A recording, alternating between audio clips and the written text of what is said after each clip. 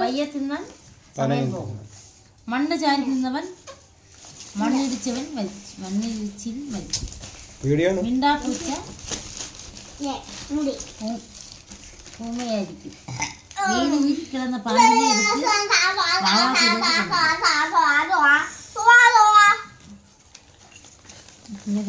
ചേട്ടാ